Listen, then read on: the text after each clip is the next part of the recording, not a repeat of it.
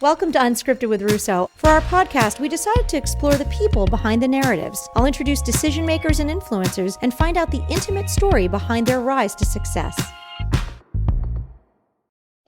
Welcome to another episode of Unscripted with Russo. I'm Ashley Russo, and I'm speaking today to Executive Director and President of the Children's Home of Easton, Anita Paukovits. Anita, thanks for being with me. Hello, Ashley. It's such a great time to be with you. Nice little break in the day, and it's always exciting. Our conversations are always fun. I know, and it's funny is because I've known you for a long time, and we've worked together and we've done friend things together, but I've never gotten to have this kind of conversation with you. So I'm excited to not only get to know you better, but share it with our audience. I know you are a native of the Lehigh Valley, so take me back to the beginning. Where did you grow up? What was your family structure like? And where did you fall in your family? I often joke, I was born in Bethlehem and raised in Nazareth, as we're brought up Catholics, went to 12 years of Catholic high school. Notre Dame High School. I also went to Holy Family Grade School. Anyway, I'm actually number 5 of 6. So came from very, blue collar families, large families. So my mom and dad were both the youngest of 6 in their own families.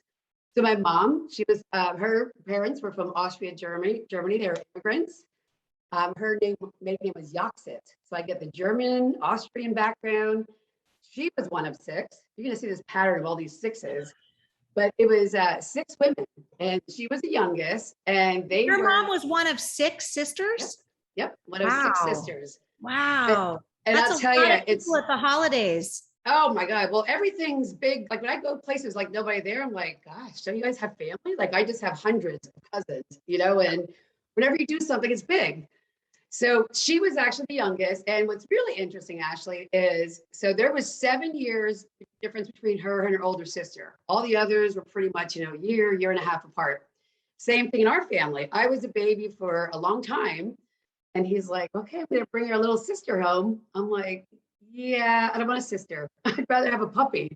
So they're like, no, we're going to bring little Jackie home. I'm like, I'd rather have a puppy. Because there was 7, for God's sake. So I'm like, I was ruling the roost. I had everything made, and then she comes home, and today we're thick as thieves. Isn't that funny? I know you were almost the baby.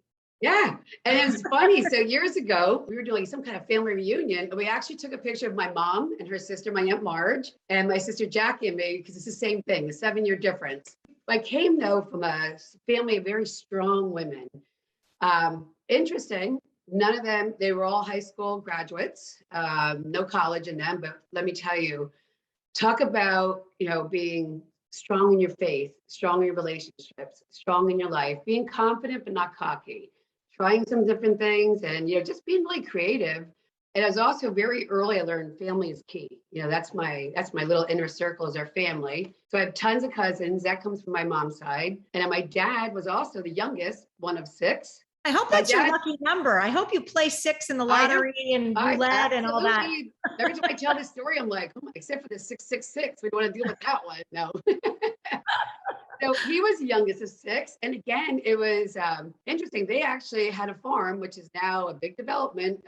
Nazareth does, it's happened a lot of farmland. His parents came over from Poland. So we really came from, learning to adapt. And I think, reach out to other people when you needed things and rely on family. He tells a story, and I'm so blessed. He's still with us. He's 95 years young. That's amazing. And he's funny. And only now is he really sharing some stories. He was over in World War II. He's a veteran. They didn't really talk about it until now. And he's just his life lessons. And actually, love my parents dearly. He was my go-to just to, to keep me straight. He would just say, Anita, you act like a goof. Now let's try it this way. Or believe in yourself. Stay loose. That was always his thing. Like, don't get so uptight. Just stay loose. Whether you're working, whether you're playing sports, whether your relationships, relax and, enjoy seize the moment. So big family. Then so the Polish background, the Austrian Germans. So I had the best of both worlds. Talk about foods, desserts, strudels, lots of polka music, lots of Oktoberfest. Beer, and everything we did was a celebration. And it could have been. Did anybody play the accordion? Oh, yes. So we were a smaller family. My mom's middle, she would have been in the middle, my Aunt Helen. She had 11 children.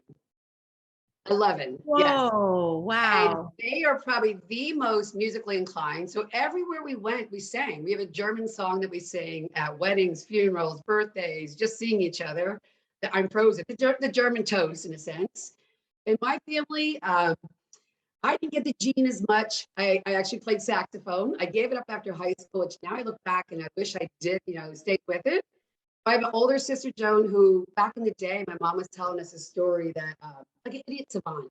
My mom was a choir director in our church. So she, she's listening to music, has the radio on, the song's over, and all of a sudden she hears it like still playing. And she looks in, and there was my sister Joan, who at the age of like 5 or 6, just by ear, sat down and started playing the piano. That's So incredible. everything, and a couple of sisters who sang. I have nieces and nephews that do it professionally. Um, I laugh. I sing. I don't care if I sound good or not. I still sing. Like I play the sax. We all have different. It was just fun, and we still laugh. I'm very close with all my cousins. In fact, I was with the one from the family of 11. I said, how ironic that we would go to their house to sleep over. They already had 11 people in that house, and more But cousins the would more the come. merrier, right? I mean, Absolutely. my son's best friend is one of 8. And, I only have the 2 kids. I'm the oldest of a big family. So I'm sort of used to that environment. So I'm the person who says, like, Yep. yeah, you can have 6 friends sleep over. Sure. I never bothered me. But likewise, my son loves to go to their house because it's definitely a more the merrier environment.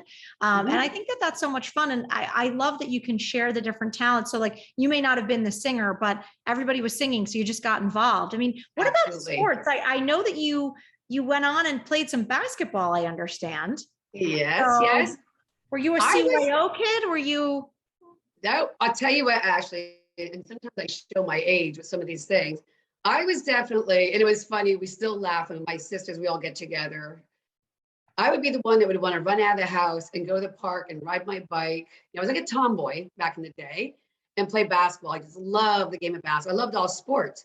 But you have to think now, they're going like early 70s. There wasn't, and especially Nazareth, small Holy Family school, there wasn't a lot of sports being offered. But right when I started playing, which is probably like 4th grade, it was when basketball for girls became just like the men's basketball, 5 against 5. Prior to that, it had like a roving position and it was more girly, I guess you could say. So I got in at the right time and I just loved playing basketball. So I played, for my grade school team. Went to Notre Dame High School. I'm sure the name, in fact, I just saw him, Mike Kopp was my first coach. He's the most winningest coach at Central, the athletic director. We were just at an event and I said, my goodness, Mike, I said, to think we made you. And he looks at me, I'm like, we were your first team of girls. And he started laughing. He goes, I also wasn't this great when I started coaching you in the 70s. So I played all through high school and then I actually went to Kutztown and I played basketball there. I started all 4 years. I was just Anita, in I my want to element. ask you about the decision to go to Kutztown because you were mentioning, that your parents were not college educated, and were your older siblings? Did it become something that was almost expected of you guys? What was the stance on college at that stage in your family? That's an interesting question because when all 6 of us get together, we all 6 have different responses. In our family, everyone ended up going to college. I have my brother was a very successful financial planner. My sister, she works for UGI. She's an organist. She plays all over the place. I have another sister, one in Spring, Texas. She's actually a doctorate nurse practitioner. My other sister is very a top executive. I guess be an executive assistant now, they call it nowadays, but with Alvin Butch, she's had a career there. She's amazing. And my youngest sister is also a nurse. So we were all guided. So at the last minute, though, my high school, I'm going to be honest, a little secret to the public now. I wanted to play basketball so bad that, you know what, like I need to get my act together so I can go to college. And that was one of my driving missions as well. So I had some good, guidance counselors. Actually, Coach Mike Kopp helped me get myself together a little bit as well. I was one of those people that just did a little bit of everything. So, you know what? I had a lot of teachers that made a good influence. I was going to, took up education. And Kutztown was one of the better schools for education, for teachers college. Again, I'm going back to, late 70s. And then Ashley, now some days I look back at myself and say, what was I thinking? I got to Kutztown, loved college life, every part of it. I had to balance things out. I'm not going to always say the academics were my priority, but I loved it. And then I had this epiphany that I just wanted to help people. So I switched majors from education to social work. I used to tease my mom and dad, like, how did you let me switch that major? Jokingly. I could have had off summers. I could have had, whatever. We still laugh at that. So it was indirect way of, just, I enjoy helping people. At the end of the day, I'm about relationships. Um, I fought being a leader. I have had leadership qualities my entire life. And I look back and I see some of the old nuns or I see some of the old teachers. They're like, man, you fought us all the way. I'm like, I know. And I think it was more believing in myself. And I've had some amazing mentors along the road as well. Well, I want to use that as a little bit of a break because you've taken us up to where college and you switched your major and went into social work and you wanted to help people. And clearly that's the path you've chosen. So I want to tell people all about it when we come back after this break. You're listening to Unscripted. There's nothing like wintertime in the Christmas city, but any time of year, Bethlehem's rich history, culture, food, and fun make it a great hangout spot. Take a walk on the artsy South Side, catch a great band at Steel Stacks, or enjoy the quaint history of Hotel Bethlehem. There are so many options, but before you book your trip, head over to Facebook and like Lehigh Valley, PA. Before you know it, you'll have a full itinerary of places you won't want to miss. Welcome back to Unscripted with Russo. I'm being joined by my friend, Anita Paukovits, the Executive Director and President at the Children's Home of Easton. Anita was telling us about growing up in Nazareth, one of six, a huge family, number 5. And that's not even the huge part. The huge part is she's parents that are also one of 6. So that's lots of aunts and uncles and cousins and home filled, it sounds like, with food and music and tradition and love and fun. And then you went on to Kutztown, and you and your siblings were sort of trailblazers, first generation going to college. And you thought you wanted to go for education. And you switched into social work because you love to help people. How did that translate into your first job? Because you've been at the children's home for 39 years. Is that right? Yes. That's amazing. Very young. I was very young when I started, actually. That's amazing. So I guess tell me about that first job and what attracted you to actually working in the field. And also, what did you learn early on? Because, a lot of people think they want to do something and the path takes them all over the place. And your path has been in one place, but you have had a lot of different roles. So take me back to those early days and your first role at the children's home. Like any graduate, your parents are, okay, college is done, time to get a job. I tried looking for jobs like in the Berks County area, just because that's how much I enjoyed my small town of Kutztown in college. So I came back here, and again, going back to the role of mentors, I had some connections with my old principal, Mr. Colton. I bumped into him and I said, yeah, he goes, what's your degree in? What are you looking at doing? I said, I'm pretty open. I said, I'll try, something in the social work field. So he had referred me to the children's home, and it was entry-level position. And it was in 1982. And some days, Ashley, it feels like it was yesterday. So I go in, I'm all prepared with my resume. And it was like entry-level position. I'm 21, 22, whatever it was. So I remember going in and I'm like, wow, this is kind of a cool place. I never really knew about it. I knew of this, place they called the children's home, but I never went there before. So my first job, to think I'm still here today is actually kind of funny. It was actually a live-in position, entry-level direct care. My shift was I would work 4 days, stay there. I'd have off during the day while they were at school. So I'd be off essentially, say 9 to 2. I'd come back and finish my shift, be off 2 days and start again. So I had no life back then. I'm like, sure, this job sounds great. And the old director, Mike Danachek, rest his soul, and Joe Gonzalez actually, interviewed me, and they're like, they present this like, this is going to be such a great experience. Your meals are included, your room and board. I laugh, I look back now, I said to Joe, I said, my goodness, I said, you really sold me on, those benefits. When I look back then, how, the cost of living was so much different. But what really drove me home, Ashley, was in the first 2 weeks, I think it was, I found my home in a sense. And I tell you, I had such eye-opening, and my parents are savers. My mom's had this letter I gave her right after I started working here. I think apologizing for anything I ever did to upset them or ever take advantage of their love, which I really didn't. But I saw a whole different world out there that I didn't see growing up in Nazareth. And I didn't see at Holy Family or at Notre Dame or even at Kutztown. I didn't see that. So for me, it was just like, holy heck, there's was a different world out In a there. lot of ways, though, Anita, you kind of, I don't know, I guess this analogy and what might work, you were a helper that ran toward the fire. The children's home sees a lot of difficult, challenging cases, and a lot of times kids who society's not sure what to do with them. And, I find it interesting that you ran towards that.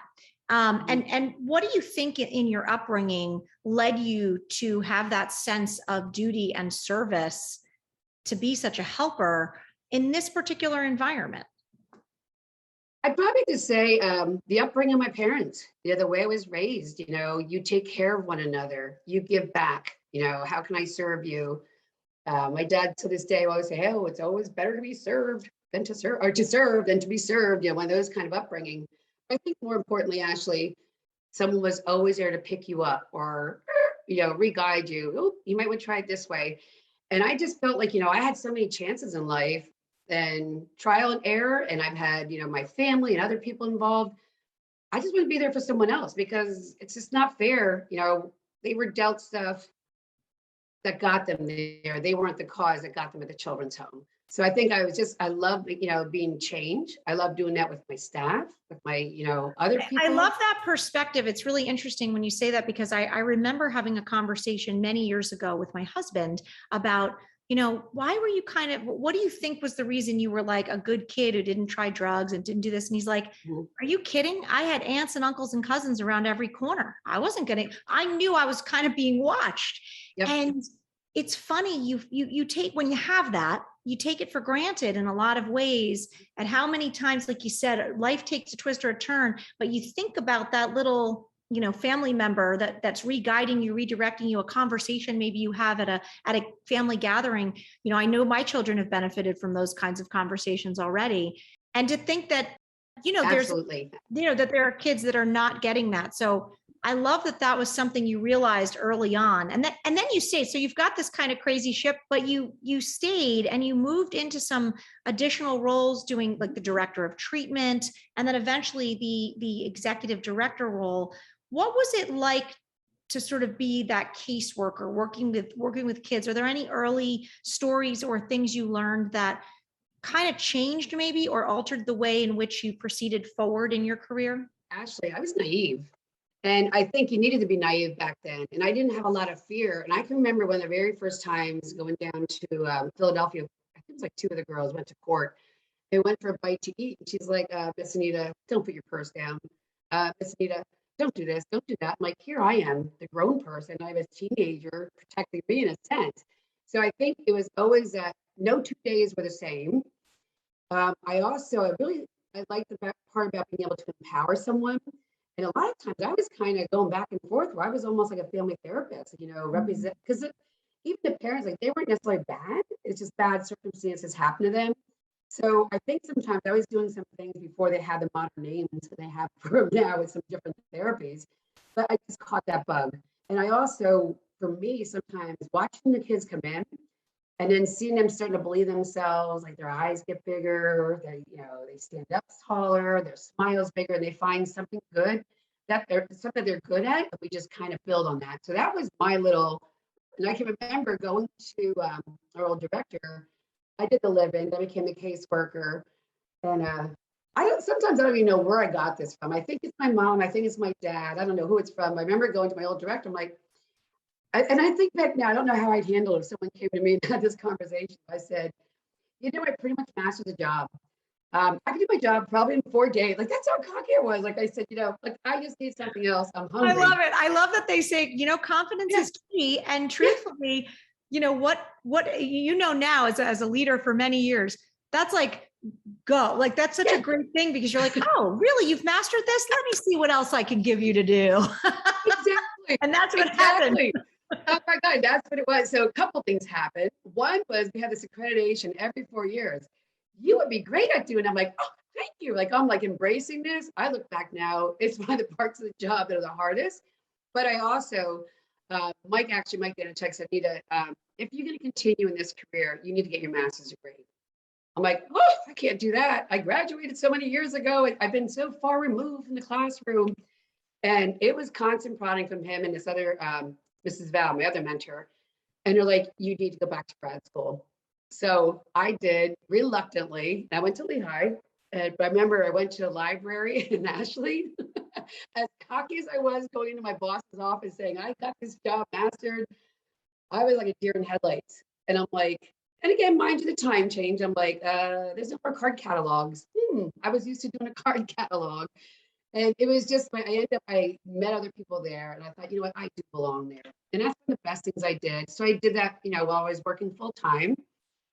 In between, got married, in between all kind of other stuff. And it was one of the best things. And Mike was right. It did open some other doors for me. And at that point, like I'm looking at exploring different options and outside the children's home, but yet I couldn't leave because it was like, having, we create a new position, a director of treatment, and then when Greg, Mike was going to leave and Greg comes on, the vice president. So I wasn't that person, like I said this earlier, that said, I can't wait to grow up and be the first female executive director ever at the children's home. I'm like, I pushed that and pushed that. And then I got to the point as VP and, when Greg announced his retirement, I thought, you know what, I got this, and they did the search, which I wanted to have a search. I said, I don't want to just be given anything. That's the other thing too. I work hard. And since a young person, I wanted to earn everything, and I think my reputation, my knowledge, my willing to change, willing to learn. But each position that I had actually really, in hindsight, unbeknownst to me, really groomed me to be the first, female executive director here, because every time I had a different position, I got exposed to more. And it's like, you first start out your career, here's your job. Then you get a promotion. Then you get more. And all of a sudden, my plane is going up very high with the elevation. You have to see the whole big picture. And I just said, you know what, I'm going for it.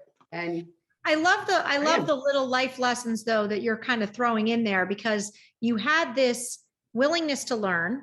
You kind of spoke up when you felt like you'd mastered something and wanted something else. And I think that that's something that's important to state, because even though I hear you and you're joking about it, often people say, like, I'm just going to kind of fly under the radar. I'm just going to get the job done. I don't necessarily want more, but really there's such an opportunity in that. And not only were you learning constantly, but they kept throwing opportunities and creating opportunities and creating new positions. And in some ways, it sounds to me like your willingness to learn helped the children's home also grow, because it was challenging them to continue. And so it's kind of cool and apropos that here you are now in this position. In addition to the children's home, I think it's really important to note, Anita, that you give back a lot to the community. You've maintained involvement in Easton and your parish. Why is that important to you? And kind of what's your message to people out there listening about why you have a job that is based in service? And so in a lot of ways, it'd be easy to say, you know what, that's my job. Like, I don't need to do more, but you do more. And why? Why do you do that? I think ultimately, actually, I always come back to I want to make a difference in someone's life. I don't know how big or how small, but I also think it keeps me and my brain going. I jumped on the opportunity to get involved with Colby Academy. I'm now, learning more and more about addictions that I didn't know before. I'll get involved with our parish council. I'll get involved, arranging a golf tournament where it's like a benefit to help people. But I think it's our duty to give back. We were blessed. Is there things in my life? Absolutely. But I think I'm very optimistic. I want to see that if I don't strive for the best in me and then share that gift, then shame on me. So I think I just want to, and one of the compliments that someone gave me the other day, and it was funny, I like to connect people. And so I'm trying to connect, these two organizations, both nonprofits, nothing to do with the children's home, just, people. And one person's response was, I'll tell you what, if Anita's standing behind it, then I'm standing behind her. And that to me was like, wow. So that just made me feel very valuable, but it's like, okay, this is, it's going to make our world better. It's going to make our life better. It goes to show, though, that the way you lead your life, the morals, goals, integrity with which you make decisions, they add up and people do notice. And I think that that's such a strong sense about you for sure. And that sense of commitment to community kind of ends up paying you back in a lot of ways, doesn't it? 110-fold. Yeah. Absolutely. Absolutely. I think, and we've been to so many events where we know so many people in the room. And I like to say power people and not just about that. Because I would feel the same way at a homeless shelter than I would maybe a high class event, because people, it's still people, but the connections that we make, or like, hey, this might even say, did you think of trying this? Or look at it this way. And I think I love the diversity. And that's one thing I think that if I've seen anything from spending my entire life in this Lehigh Valley, that diversity just keeps growing and growing. And we can define diversity in so many ways. A quick sidebar, when I was in high school, we would carpool to band practice with this other couple. And God rest her soul, old Stella Ifkovitz, she's since passed away. But she said, every time I'd see her, she'd tell me a story. Anita, I'll never forget, we were driving you to high school band practice. You told us that you're going to move far, far away. And she goes, and look where you are. And Ashley, I think I moved 8 blocks from my parents' place the first time. Second time, like another 2 blocks. I went to Kutztown. I went to Lehigh. I worked in Easton. It was hysterical. I'm like, yeah, Stella, you're right. I love the Valley. And I think, and I also, you just brag. I mean, you think about it. Oh, what's there to do in Lehigh Valley? So what's there to do in Lehigh Valley? My goodness, there's something always happening.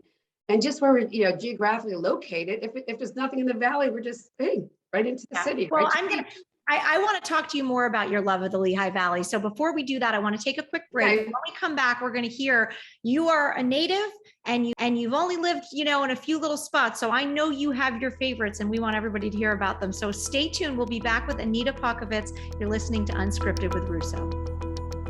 Ever wonder what you get when you combine an historical riverside city, high-end dining, entertainment venues, and craft distilleries? The city of Easton, of course. One of my favorite spots is the Easton Public Market, right in the center of it all. But there's a variety of places to choose. Whether you're looking for a park to unwind or a night out with friends, check out Discover Lehigh Valley's website to find all the hot spots in Easton. Visit their website at discoverlehighvalley.com for more information. Welcome back to Unscripted. If you're just joining us, we are with my friend Anita Paukovits. She's been talking about her lifetime in the Lehigh Valley and her life career at the children's home, went to Kutztown for social work, landed this first job, and you just stayed, Anita. They kept building positions and challenges for you. And here you are as the executive director now for many years. So it's quite an accomplishment and such a career that you've just given back and impacted this community so directly. In such a significant way. So we're lucky to have you here. And I want to ask you why. You talked about, bragging as a teenager about moving away and then you stayed. So why'd you stay in the Lehigh Valley? What do you love about it here? I think it's so many different things, actually. One, but this is always going to be home. And I think it's home to me because it's so diverse. And I think it's rich in tradition, it's rich in culture. I feel like, when I say it's so diverse, we just had the Oktoberfest. There might be a garlic fest and a bacon fest, and there might be a Lehigh Valley Arts Festival. There might be Lehigh Valley Zoos doing something, the cancer, supporting some of my friends with some of those events. Like, there's just, and the music and the symphony, the plays, the colleges and the institutions that we have around here. It's just, why would you want to leave? And although there's parts of me, yes, I'm starting to get a bit older, like, oh, all the farmland's gone, but the Valley is bigger than we think. And one of the things I did back in 1996, I did Leadership Lehigh Valley.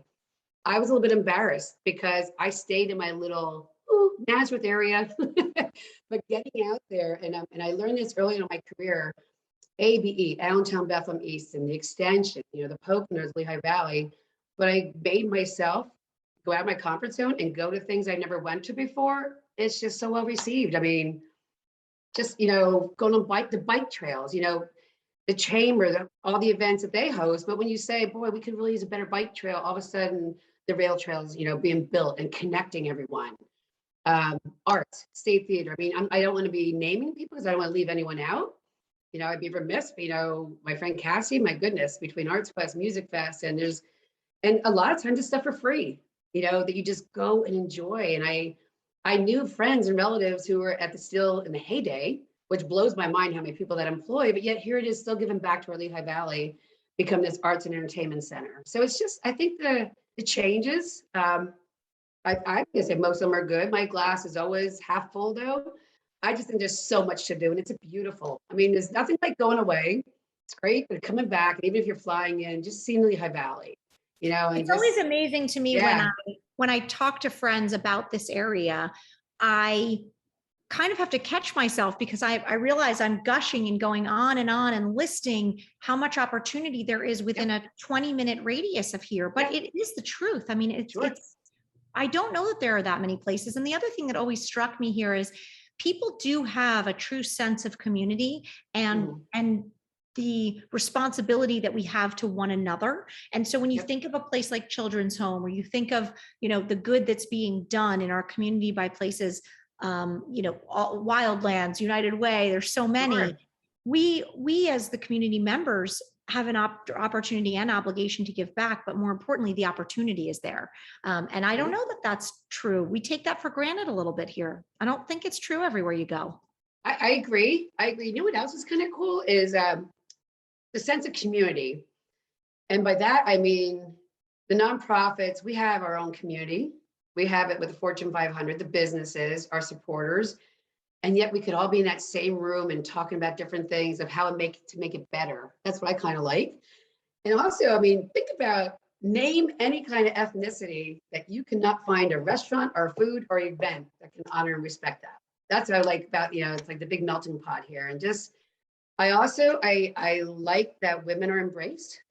And by that, I mean, in executive positions. You know, early in my career, that wasn't always true.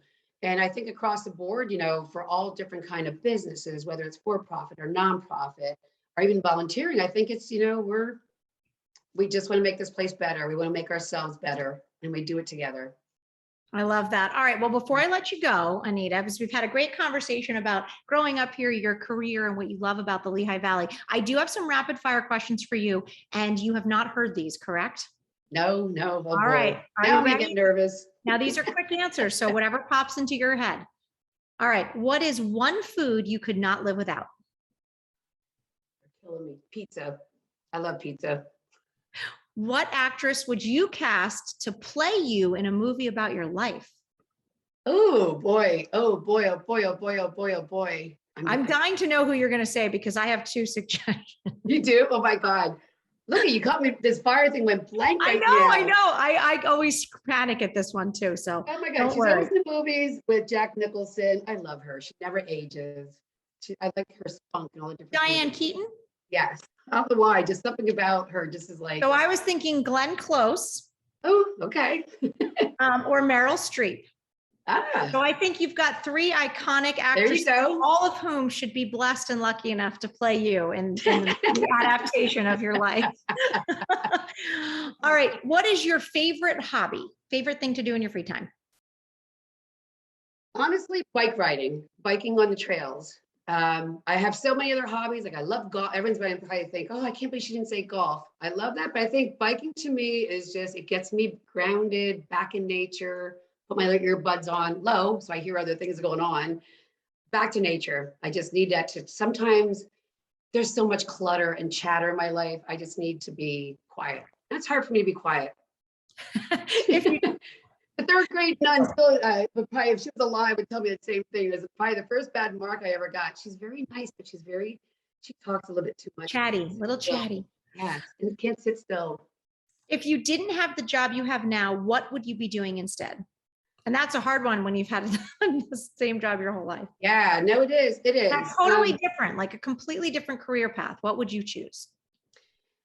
You know, it sounds really weird, and I say this jokingly, but I would like to work like in a big store, like a Wegmans, in a specialty department, and just go in there. And if I'm in the bread, all I worry about is bread.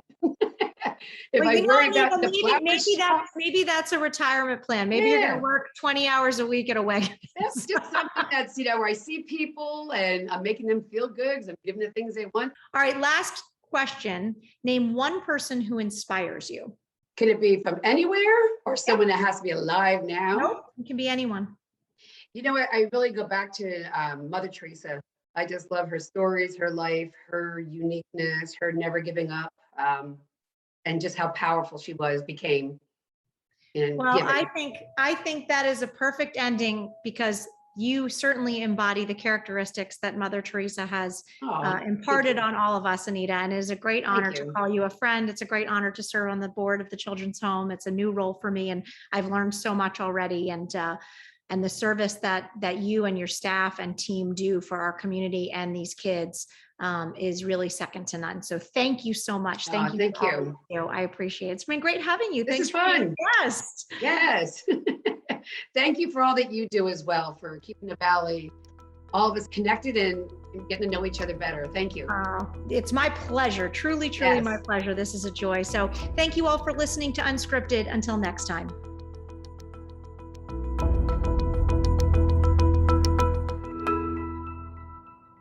Hey, it's Dakota. Thanks for watching. Be sure to subscribe to our channel for more videos. To see more of the Peak TV, check out our website, subscribe to our YouTube channel, and catch us on WFMZ Channel 69.